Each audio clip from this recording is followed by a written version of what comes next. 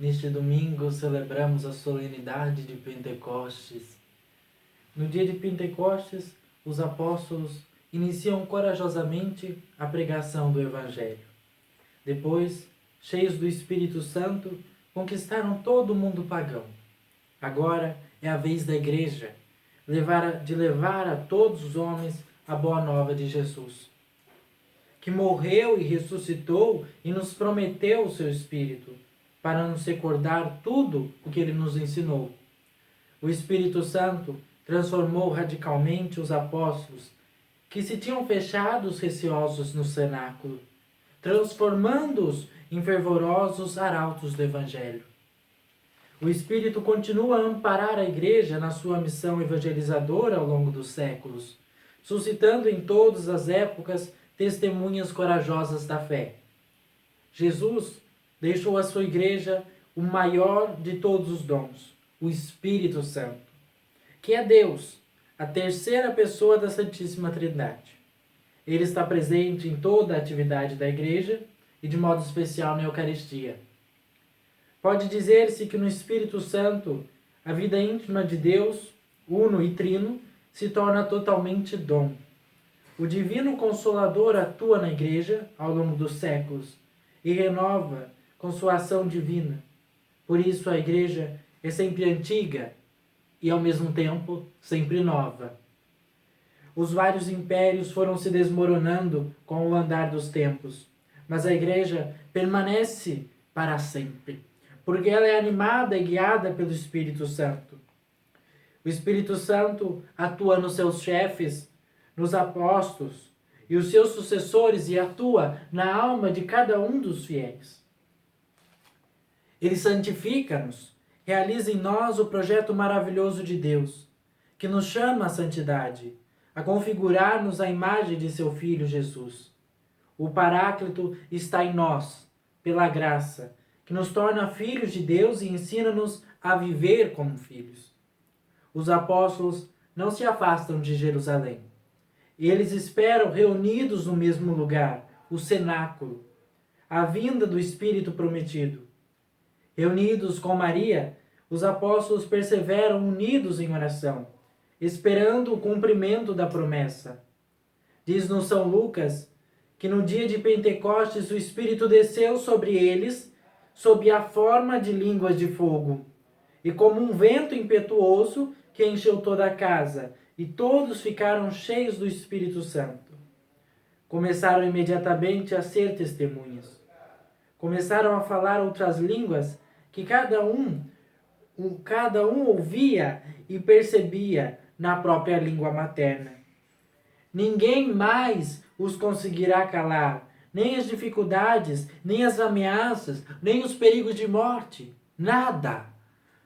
Os discursos de Pedro, de Estevão, de Paulo e tantos outros ao longo dos tempos comprovam o desejo ardente de testemunhar a boa nova de Jesus, nosso Salvador, que morreu por todos, para que todos se salvem. O Espírito Santo unifica os homens dos mais diversos povos. Esta é a obra fundamental do Espírito Divino. Congregar na unidade, fazer de povos e homens diferentes um só povo, o povo de Deus, a Igreja. E assim, todos nós formamos um só povo, judeus e gregos, escravos e homens livres, batizados num só Espírito, constituímos um só corpo, afirma São Paulo. Apesar da diversidade de carismas dentro da Igreja, o Espírito Santo gera a comunhão. Deste modo, a diversidade dos dons recebidos por cada um constrói a unidade da graça da grande família de Deus. Dispersa por toda a terra, o Espírito destina-se a todos os povos e perante este dom não existem barreiras de língua, raça ou nação. Não existe barreira nenhuma. Todo aquele que se deixa transformar pela palavra do Evangelho e pelo Espírito fala a língua do amor, que transforma a humanidade numa mesma e única família, em que todos se entendem e se amam. distribuindo a cada um determinados dons que constituem a riqueza universal da Igreja de Cristo. Sem a sua ação divina, a Igreja não teria subsistido até os nossos dias.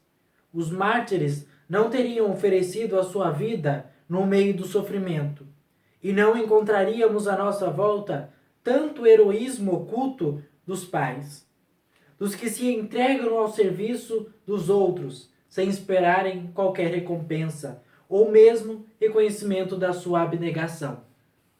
O amor de Deus está presente e operante no mundo, pelo Espírito Santo em cada alma fiel. O Espírito Santo transforma o mundo.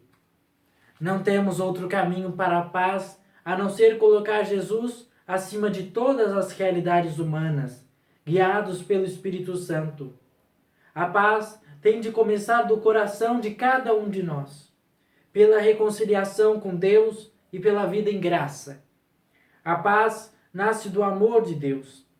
Se acreditarmos que Ele está presente em cada pessoa, teremos mais facilidade em amar todas as pessoas. Ser cristão não consiste apenas em dar o nome a um grupo, é passar a fazer parte de uma família. O Espírito Santo, alma da Igreja, faz dela um corpo vivo e organizado, onde cada membro tem uma função em favor dos outros. A semelhança do que acontece com o corpo humano, de tal modo que ninguém vive para si mesmo. Não há igreja sem Pentecostes, e não há Pentecostes sem Maria. Foi assim no início, no cenáculo, onde os discípulos eram assíduos e concordes na oração, em companhia de algumas mulheres, entre as quais Maria, a mãe de Jesus, como nos refere o texto dos Atos dos Apóstolos. E assim em todos os lugares e em todos os tempos. Temos que saber que Jesus, tal como fez com os seus discípulos, também nos diz: recebei o Espírito Santo. E nós recebemos-lo no dia do nosso batismo, em especial no dia em que fomos crismados. Por isso, diz São Paulo, que o nosso corpo é templo do Espírito Santo.